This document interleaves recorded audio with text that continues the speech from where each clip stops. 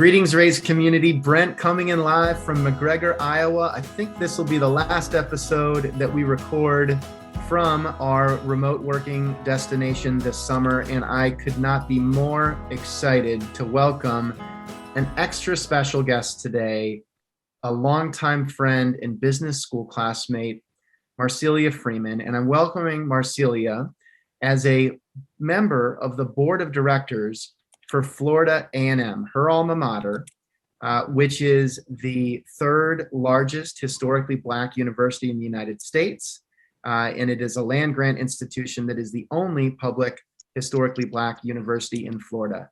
And the reason that I'm welcoming Marcelia is because in late July, my social media started blowing up when I saw my old friend Marcelia addressing the class of 2021, or maybe it was 2020, I forget which class it was, but she was addressing the Florida A&M class in a commencement speech. And she gave an absolutely incredible, inspiring speech and also issued a $100,000 matching challenge to encourage and inspire those students to start giving immediately. And so with all of that said, Marcelia, it is great to see you. I know it's bright and early over in California, and I just want to thank you for sharing your time with us. I appreciate the welcome, and that intro was pretty fantastic. I'm going to put you in my pocket and take you around with me. There we go. So before we get into what you're up to today and the board work that you're doing, I have really enjoyed with all of our guests just better understanding your own decision to attend your college, in your case, FAMU. So take me back to Marcelia, junior year of high school. I didn't know that person. Who was she? What was she into? And what led you to FAMU? Sure. Well, the year was 1999, and I lived in Montgomery, Alabama. I was into all kinds of extracurriculars, but my absolute favorite was the Model United Nations. I used to play soccer on the boys team. I used to do a lot of stuff, but that was by and large my favorite. And I wanted to study foreign policy. I wanted to be an ambassador. And I got into Georgetown. It was my number one school. I could not wait to go there. I got my paperwork, and my mom, my dad, who are both teachers, looked at me and said, listen, you've got all these full scholarships, choose one. We can't afford to send you to Georgetown, choose a full scholarship. And by the way, you're going to FAMU. So the choice was not mine, it was made for me, but it was the best choice that could have happened. So I go to FAMU, down to Tallahassee. My parents take me, and they don't have a foreign relations program. They don't have international business.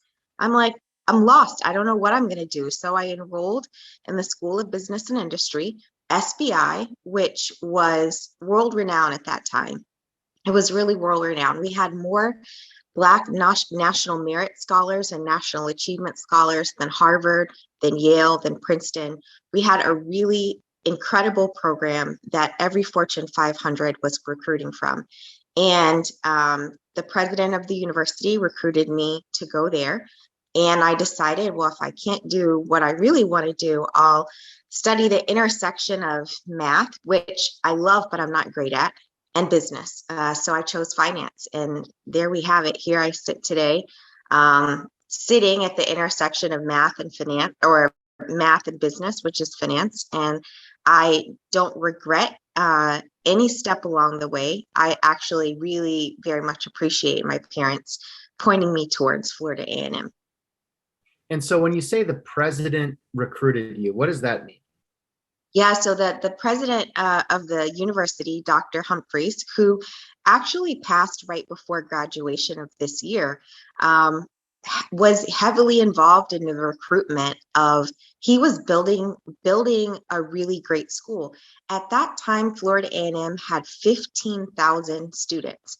Today, it has something more like 11 or 12,000 because it was downsized a little bit by presidents beyond him, but he built a university that could compete globally, that can compete with anyone, to include the Ivies. And he basically scoured the country for really smart, talented Black students. And he would make calls. He called my dad.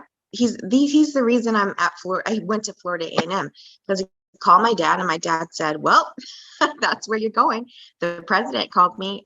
So he was the chief fundraiser. He was the chief recruiter. He was all of those things for Florida A&M. So that's how I ended up there. That's amazing. And when you think about your first year there and just getting situated, was it an easy transition? Was it a challenge? What was the vibe at that moment? Yeah, it was probably more of a challenge for my mom dropping me off. I was so excited to have independence because my parents they're not incredibly strict, but they focus on discipline, and just not discipline in a corporal way, but discipline in terms of getting things done. My dad was in the Army. So I was just glad to have freedom from them and my brothers. There's I have no two older way. brothers. If you have two older brothers, which I didn't recall, there's no way your parents ever had to discipline you, Marcelia. There's no way. Listen, they were all about you making straight A's, and if you make them, you should have made. If you make them, there's no congratulations because you should have, and if you don't, then it's over for you. No after school, nothing. So Model United Nations would have been gone. So yeah, I was excited to kind of get out of the chicken coop. And I get there, and I think what I realized very quickly about Florida A&M and the student body, we all, 95% of us may have been Black, but we're also different. So there was, as there's a misconception that HBCUs lack diversity, and Florida A&M, particularly because it's a public school, debunks that myth day after day after day. There is so much diversity within that student body, different social classes, different levels, different interests. And I think I quickly realized that, and it's something that I appreciated every day of school, and honestly every day that I meet a FAMU alum, because we are so different. We have such different backgrounds, and the diversity is wide and bright and beautiful there. And so as you advanced through your 4 years, what were some of the highlights, whether it was student leadership or just great experiences that you had along the way? What do you think back about most fondly?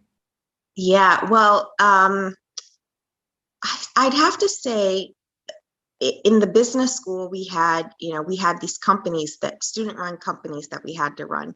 And the company that I was the CEO of was SBI Investments. That was probably my most favorite kind of school activity then. I won Finance Student of the Year in my last year, which I was actually pretty proud of because, I was the only woman that was hyper focused on finance among a bunch of guys, that went to the street with me when I graduated or before me or after me. But I was really always the only girl, which I didn't mind at all. And I still don't mind because work in a pretty male dominated business. So I would say those two things I was incredibly proud of. But I think for me, the highlight was getting to know people, having fun. That was like the most fun time of my life, which I can imagine for most people, it's the most fun, but it was absolutely the most. I was broke, but I had so much fun every single day, with a lot of really great people that were, in school, out of school, visiting. So I'd have to say the people were the highlight for me. And then being in the business school, walking among giants, and being able to feel like I belonged and compete with them was also a highlight.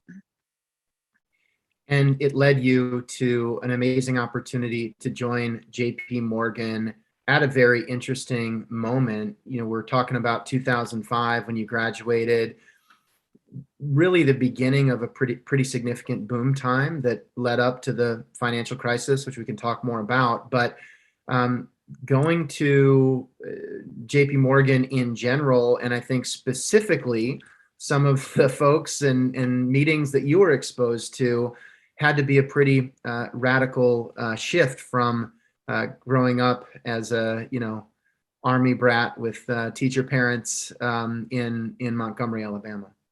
It certainly was. So when I graduated, I started at the JP Morgan Private Bank, covering, What is helping. what is the JP Morgan Private Bank? As our audience is primarily fundraising professionals that might not, know just offhand sort of what that specific part of JP Morgan does. Sure, it's the part where fundraisers need to get to know. It is the bank that supports and supports the ultra high net worth, so 250 million or more in net worth, and it's the bank that essentially sees after their trusts and estates, after their investments, after their credit lines, and margin loans and all these things. And so I worked with a woman who really cultivated relationships with wealthy families in the Northeast. And, that's cool. That sounds really cool and fancy. But I think what I loved the most is every morning there was a 7 a.m. call that the investment professional sat on. And I got to work every morning at 6:45, sitting at my desk so I could listen to that call about the markets and about what was happening. And then every morning at 8 a.m., there was a private bank-wide call where they would talk about kind of the priorities of the day, and about the people that would be cycling through, whether it was Leon Black or Henry Kravitz or folks like that. And that's where I learned about what a hedge fund was, what private equity was, and really got exposure to the various asset classes and the tools that people use to manage money. And I was just enamored and in love. I worked there for a year. I did 2 summers there, and then I did a full-time year. So it felt like 3 years. Everybody knew me. And I actually ended up working after that in the office of the chairman. So my whole reason to be in that bank was to learn. And I used to do projects for everyone so that I could learn more. You got a project, Marcelia is going to do it. She's going to stay late. She's going to come in early. And it was my way to, 1, network, but 2, to really learn what everybody was, could teach me, whether it was the soft skills or the more technical skills. And people noticed, this like young Black girl from Florida A&M, from Montgomery, Alabama, a little country bumpkin, was around just, offering herself and doing lots and lots of work. So people noticed, and I tried to do a great job every day, like 0 mistakes. And so there was a woman that used to run the JP Morgan Chase Foundation that used to work closely with one of the former CEOs, because he was ultra rich. And so there was a crossing of paths there between a client, the head of the foundation, and my banker. And I got to know this woman, and she said, you should really think about joining the office of the chairman. And at that time, I had just gotten a seat on the investor desk. So the long desk where you have 0 privacy in 1 drawer and you've got double screens. I couldn't wait to sit on that desk. And I thought, office of the chairman, what is that? I have no interest. But I went, I talked to the guy that was basically Bill Harrison's chief of staff. And I thought, this job could allow me to learn even more. That was like my goal every single day. And so I jumped on it. I jumped on the opportunity to work on a 3-person team that supported Bill Harrison and then Jamie Dimon. And I did that for 2 years and got crazy exposure. And as you're right before the financial crisis. So right when I feel like JP Morgan took over the street, right? They became 180,000 employees with the acquisition of Bank One, and previous acquisitions. Jamie Dimon was the darling of Wall Street and has held his reign there for a very long time. And I had a chance to work with him and all of his direct reports. It was pretty amazing. It's, I am sad that I am learning all of this right now, Marcelia, and it is a reflection of how sometimes we in business school would sort of start at the present and focus so much on the future that we didn't Absolutely. always get a chance to reflect on the past. But I'm really glad we're doing this. And I do want to just spend a little bit of time on the experience that you had in the private bank, because there are a lot of parallels when you think about relationship management for the ultra high net worth from an asset management perspective. Sometimes philanthropy can be a dedicated part of that, but it isn't always a world that the fundraising community truly has a window into. You've had a window into both fundraising by way of your work on the board at Florida A&M, but also in your work at JP Morgan in the private bank. And I also just have to say, like, first of all, as a fellow country bumpkin who spent some time in the private equity world and did get exposure to truly the ultra high net worth community by way of the folks that I was working with, what was it like for you when you just started to realize truly how much money people have, or some people have? And, how Yeah. did you keep your cool as a country bumpkin in that environment, looking at all those zeros? Yeah. Well, I mean, I think money doesn't really faze me. After a certain point, after you see so many people with it, um, it to me, they're zeros, they're dollar signs, and I try to think more about the people than their bank accounts, and think about how they treat people, how they're treated, what their interests are, how they help other people, and so yeah. To be honest, I think, and because I work with institutional investors today, which far outstrip individual wealth, numbers don't matter. Money doesn't matter to me anymore. Not necessarily what people have. I'm not. It's not impressive, to be honest. So that's how we get past that. And so when you think about the skills that make somebody really successful in the private bank, the best relationship managers, because there's a balance of how do I do right by the client, but also we've got our financial goals and we need to achieve our assets under management targets, et cetera. And what are your reflections when you think about if you could grab some of those folks from the private bank and drop them in as FAMU fundraisers? What would you hope they could bring based on your experience? Yeah, I think the best relationship managers, and I think this is across many industries and lots of businesses, are folks that can bring to bear the right resources at the right time, folks that can speak to a specific interest or goal, and help figure out a solution, even if there wasn't a problem to begin with, or even if someone didn't know there was a problem. So, I think the best private bankers could look into what people were saying and doing and really pull out what mattered to them and focus on it. I think that university fundraisers maybe could learn the lesson of not just dialing for dollars and asking for a donation, but better understanding their targets, what motivates them, and speaking to that specifically, tying that into the fundraising plan, the fundraising strategy, to where it's more organic. The conversations become more organic, but by and large, it's more effective and efficient. Well said. And I hope that everybody re-listens to that that clip. Marcelia, as we proceed in your career path, the next step was business school. That's where we met, fall of 2008. We're all feeling really good. The financial crisis is going on as we're getting to know each other, and Right. incredible timing. But when you think about the decision to apply to Harvard Business School and what it was like when you were accepted, was it an easy decision? Did you know you wanted to do that for sure? And tell me about your initial reflections, even as we joined Section C back in 2008. Yeah, well, it was an easy decision. Jamie Dimon went to Harvard Business School. A woman named Mary Erdos, who ran the private bank, went to business school.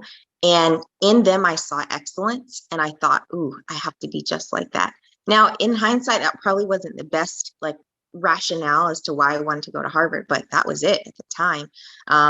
Jamie Dimon's direct reports, like if he had 10 direct reports, 8 of them went to top business schools. And I used to work with them. And I used to think, if this is the way to get to the top, well, that's the way I'm going to go.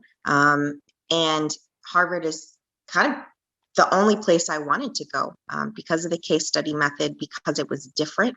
And to be honest, because it was seen as the best, right?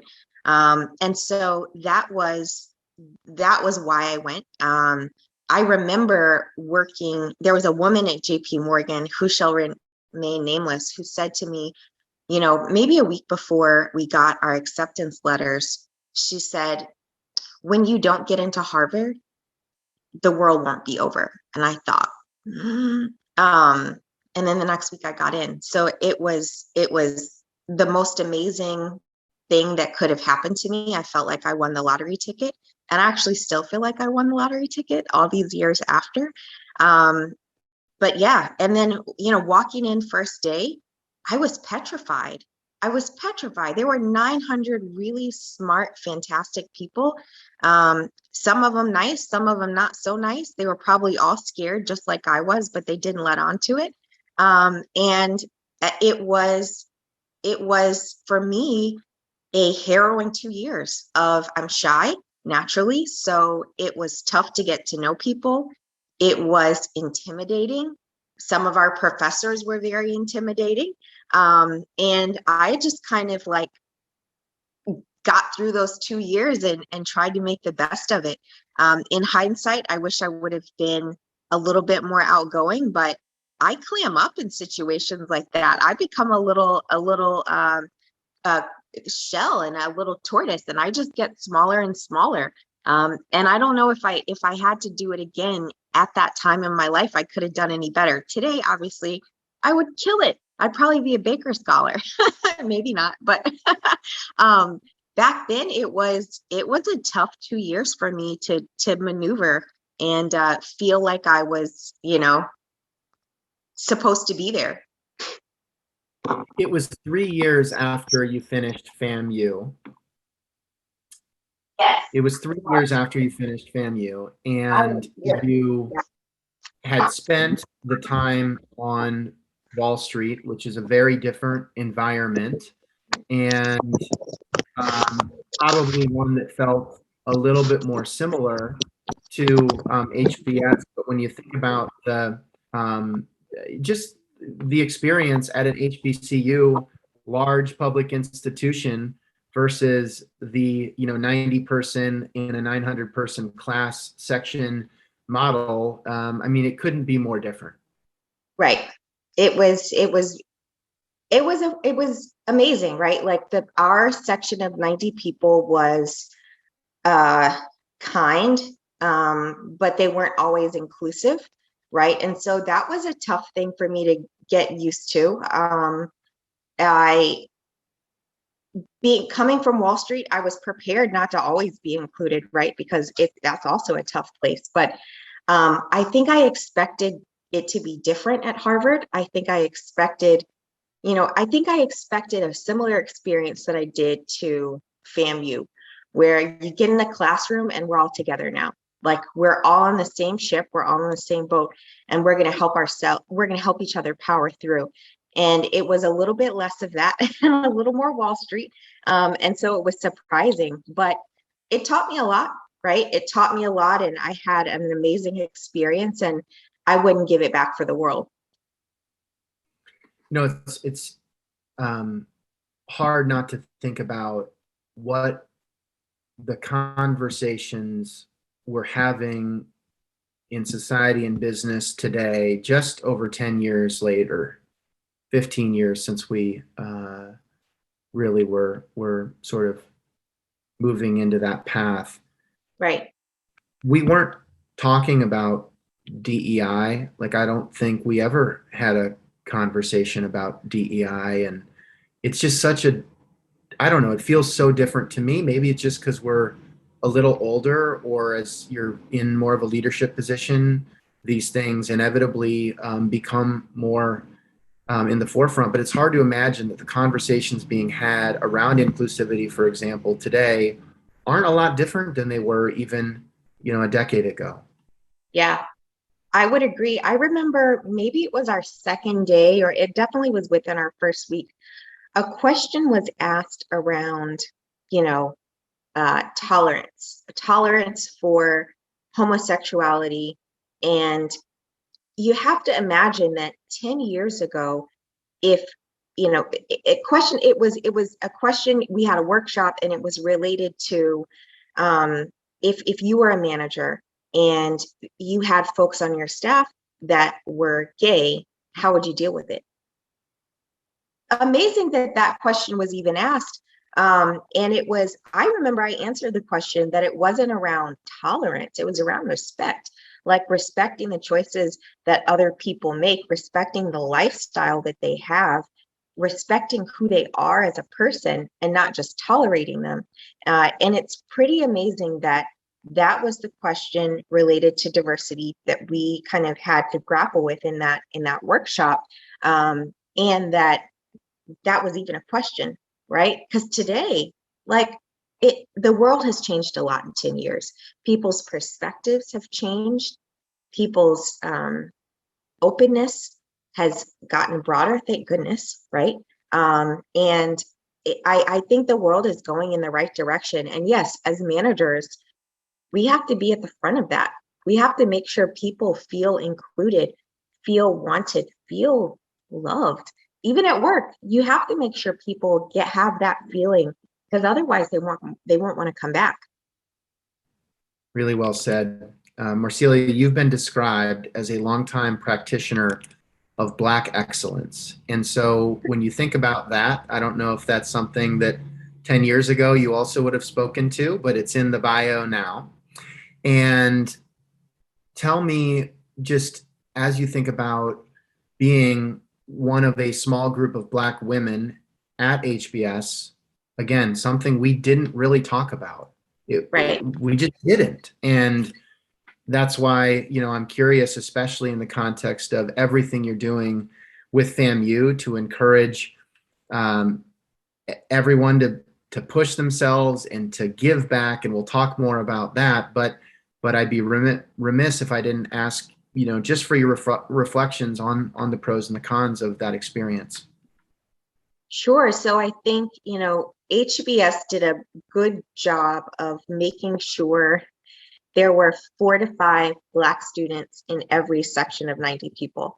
So it wasn't, incredible diversity, but there was diversity in every single class, which I think is admirable that HBS went out and found students. I think they do a better job today than they did before. And I'm sure tomorrow they'll do a better job. But I think when we were there, they did a pretty good job.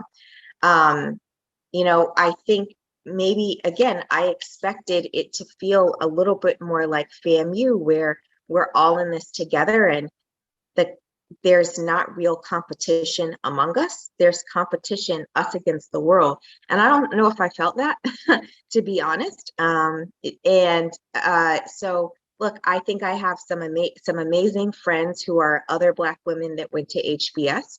But I'm not sure that I felt the camaraderie that I was hoping for. And again, I kind of always harken back to myself and my own personal traits, and me being shy is probably one of the things that kept that from necessarily happening a lot and broadly. But I do think that the Black women at HBS, every Black woman that goes to HBS plants a flag for us. Lillian Lincoln Lambert was the first Black woman that went to HBS in the 60s. Just in the 60s. And she planted that flag for us, and we carry her legacy every day. And I hope that regardless of whether you went to an HBCU or a PWI, and you're a Black woman that goes there, you carry on that legacy because she really created, she started something really great. And the school wouldn't be the same without her, and I think without our voices. I'm proud to be in that legacy of Lillian's. Really well said. And with that, I'd love to just talk a little bit about your journey with FAMU after business school, and being invited to join the board of directors, I believe in 2014, 2015. What was that like? Because it was only 10 years before that you were describing yourself as the broke college student, having a great time. But, certainly, I don't know if you would have imagined that you'd be invited so earlier in your career to step up into such a critical leadership position at FAMU. Yeah, so what's amazing, and I think what the board, have to do a better job at, I didn't know about the endowment. I didn't know that the school had an endowment probably until 2013, 8 years after I graduated, because I was never asked to give to it, and therefore I didn't know about it. And so what do you mean you were never asked? Because I'm sure somebody in the annual fund would say, but Marcelia, we sent you letters, or we had students call you, or we sent you an email. What do you mean you were never asked? No, none of that happened. And again, I think we have to do a better job at it, because we at that time, there weren't students that were kind of on the payroll as their work study job to call alum. And at that time, I didn't get emails. I actually still don't get emails. At that time, I'm not sure that the school knew my address. And so maybe I got mail, but probably went to my parents' house. I don't think that we as a school, certainly we've gotten better now, we could still be better, have done a great job at outreach to alumni, not with regard to rah, rah, rah, you went to FAMU, be proud, but with regard to rah, rah, rah, you went to FAMU and you should give back. So it was an education to join the board. Certainly I felt very honored to join the board. There's a gentleman named Chandran Thomas, who's now I think the CEO of Northern Trust Asset Management Business, who sat on the board, who invited me to join because he wanted more people with investment acumen. Now, I'm a salesperson. I'm a dumb salesperson. I got no acumen, but I do know a little bit more than the average bear about asset allocation, about managers, about portfolio management, manager selection. And so, thanks to him, I got to join the board, and it feels like every day I add value. Every single day I add value to that board, because this is my space. I'm in the mix. I know what's going on, and I can share the little bit that I know with the board and on the investment committee. So it's my highest honor to serve on that board, to help manage our endowment. I tell our consultant probably every time I talk to them, this is a special pool of capital. Every single dollar is hard fought to get. Nobody's writing us, McKinsey Scott's not writing us $40 million checks. These are checks that come $5, $10, $1,000 at a time from grandmas, from people who don't have a whole bunch of discretionary income, but they give back anyway, from life insurance policies, from companies that have a legacy of Rattler employees that say, gosh, well, if we've got you, we want to help support the next, generation of you. And so I take this job so incredibly seriously, because I know how those dollars got to our portfolio. And every decision is about making sure we grow and manage those dollars in the most prudent way possible. And so when you think about the biggest opportunities for FAMU to grow philanthropy, based on what you know, what are some of the areas that you're excited about in the coming years? Look, I'm actually excited about alumni engagement and making sure people are aware that we have an endowment, making sure they're aware that for every time they give, they're supporting us, whether it's they give $10 or more, they're helping increase our participation rate. And that is critical, right? You know, as a fundraiser or in the fundraising field, that participation rates from students, participation rates from alumni, they get more dollars. So I'm excited about us broadening the pool of donors, which is part of what my, $100,000 challenge was supposed to be about, making folks aware and in encouraging, inviting new donors, whether they're students or not, alumni or not, to be aware of the great things that Florida A&M does, that we graduate more, Black pharmacy doctors than anywhere in the country, that we graduate Black engineers and Black architects, that we have, a bunch of research going on, agricultural and other science research at the school, that we have a fantastic,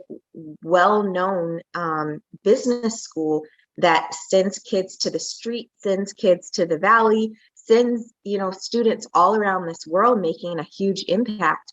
And I really just want folks to know, new donors, new potential donors to know that their dollars go to those students, right? We paid out $16 million last year in scholarships to students.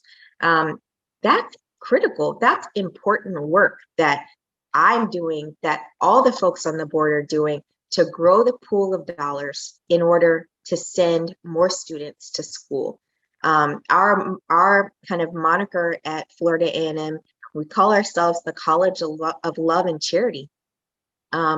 It's about loving students. It's about making sure that their pathways are clear. It's about educating every kind of student that comes to our door, not just the national merit students, right? Not just the top of the top, but everyone. That's the legacy of Florida A&M and a lot of HBCUs. And that endowment helps us to support that legacy and extend that legacy for many, many more years. The passion with which you speak about all of this, Marcelia, it gets me fired up, because it's why it aligns with my experience. It's about access and affordability and impact, and it makes me really happy to be able to be working in this field and collaborating directly with FAMU. And I know there's a lot more we can do there together. But I do want to know, as it relates to your challenge, the $100,000 challenge, getting invited to be the commencement speaker, just walk me through that chain of events, and then I'm going to drop one of your quotes into the chat, because I can't read it. I want you to read it, but give me the setup before you do. Got it. So I got a call 7 a.m. in the morning one day from the head of the foundation, who also actually used to be my organizational behavior professor, Dr. Shawnta Friday. And she called, and it's 6 o'clock or 7 o'clock in the morning on the West Coast. I'm getting ready for work, and I hear her say something about commencement speak. And I was like, oh, does she need an option? I've got lots of options for her. I got lots of suggestions. Dr. Friday, what are you saying? She's like, no, we want you to be the commencement speaker. I stopped in my tracks. I'm like, me of all people? Why?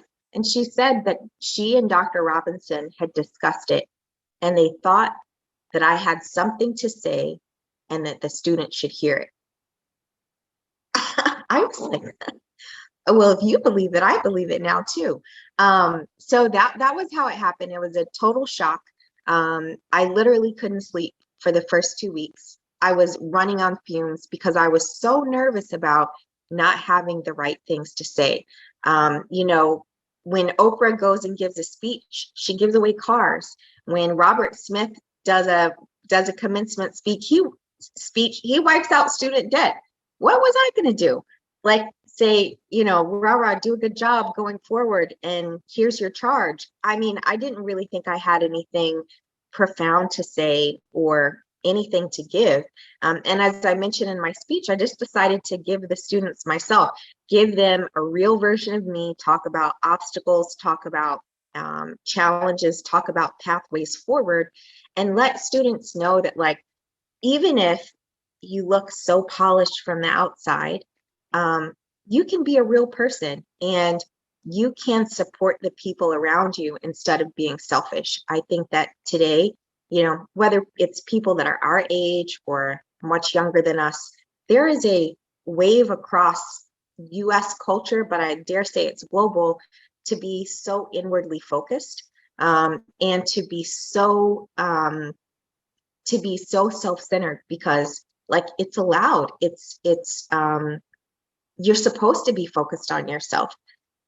I have a different view of that. I think that if you focus on other people, yourself will be taken care of. I'm not saying that like you should forego self-care, right? But I do think that overall, if we think about community, everybody in our community, not just the people that look like us, not just the people that have similar backgrounds, not the people that remind ourselves of us, but the less fortunate of us, the people that haven't gotten the right exposure.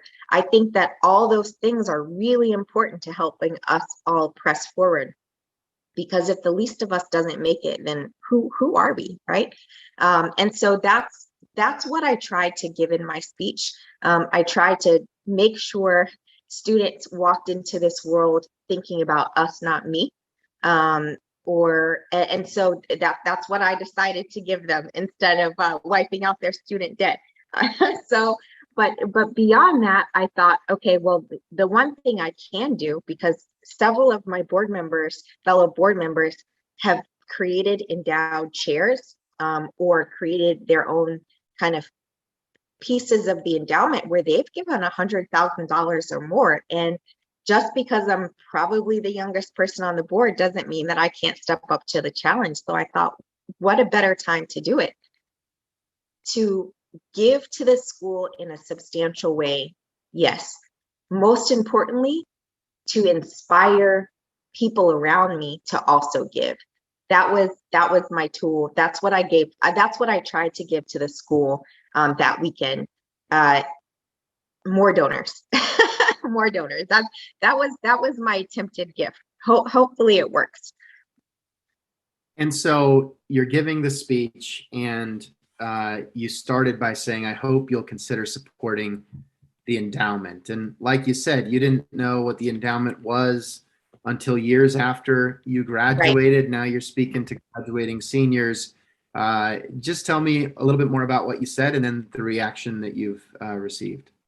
Sure. So, basically I said that, one, I wanted them to be aware that there was an endowment. So that's part of why I said that during the speech. But then two, I wanted them, at HBS, our first year, not even before we graduated, our first year, we were asked to participate in a giving challenge, at least $10.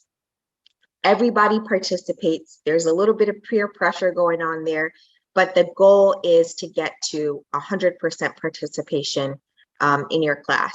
And I know that participation matters. It inspires, it supports new donors, big donors, small donors. And so I was trying to give them a little taste of that by just asking everyone to participate. And so that was part of me just saying, look, give what you can to the students and to the broader audience. And I think what was really important about what I said was that regardless of whether you paid a bunch of tuition or you didn't, whether you had trouble with the financial aid office or you didn't, whether you had to stand in line for whatever service or you didn't, it doesn't actually matter. What matters is the people that come after you. Your experience is irrelevant. you made it through, you graduated, you're part of the legacy now. It's about this collective success, right? It's about creating a way for the people behind you so that they don't have to experience the same things. And we all know that state schools are less funded than private schools. Black state schools are even less so funded, and we can get into all the metrics and the rubrics as to why, but Florida A&M is less funded on a per student basis than FSU, right across the railroad tracks. That shouldn't make a difference as to your experience and as to your willingness to give back. So that was it, not said in such a direct way during my speech, but that was really the goal there. It feels like you planted your own flag that day, and throughout your life, you've planted various flags that others look to and can strive to achieve. What was the response, either immediately or in the ensuing months, from the student population, from the FAMU alumni and friends population? Were people reaching out to you on social media? I mean, kind of what has the response been so far? Yeah, so a lot of people have reached out, lots of alumni, lots of people I've worked with that I've crossed paths with. Unfortunately, we haven't gotten to that $100,000 yet, right? So I have a little bit more work to do. It wasn't just about issuing the challenge. It's about resuscitating the interest in giving. And so that's going to be my next challenge for the next 12 months. I took the challenge beyond just a graduation weekend, and I told the endowment office, let's do this for a whole year. Let's find that money. Let's find new donors. So yes, there are gifts coming in all the time, gifts of folks from folks that give regularly, gifts from corporations. I'm not counting those into my challenge. We're trying to find new dollars. We're trying to engage new donors. And so until we get to $100,000 from new donors, my work isn't done. And so it's going to be a longer road, a longer burn than I expected. But I do think that once we engage more and more and more donors, that's going to be worth, to me as a fundraising professional, new contacts are gold. Yes, you can dig deeper into pockets that you've already tapped into, but new contacts and new pockets are absolutely gold. And so that is what my mission is for the next year, to hand over to Florida A&M new contacts, new pockets, new sources for fundraising, and then $100,000. Marcelia, I would be remiss if I didn't offer to brainstorm some ideas there. We've got maybe some tricks up our sleeve that could help, and given that FAMU is a great, ever true partner, and you're a great friend, we'd be crazy not to go and attack that together. So I'm going to make that some follow-up homework for our team. So I'm going to come back to you real soon with some ideas to get those donors and get those dollars out of your pocket a little sooner. All right. Okay. I love it. And I so very much appreciate it. That's the power of HBS, right? Connecting people that care, people with similar missions. They find each other, right? And some kind of way you and I found each other in the same section, and stayed connected, and are on this fundraising and alumni engagement journey together. And I appreciate all the support I can get.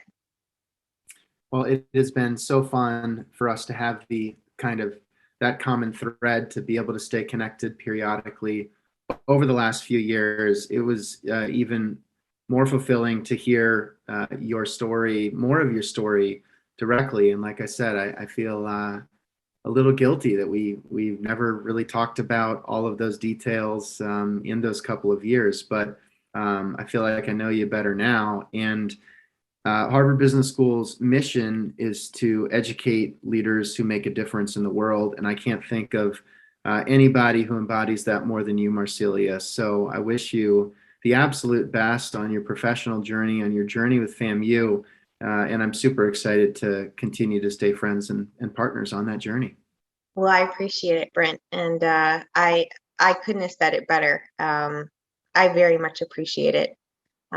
We have a whole lifetime to get to know each other, right? Like we have a whole lifetime to stay connected, and not just to look at the future, but kind of explore the past and figure out the way forward. So I'm excited about it.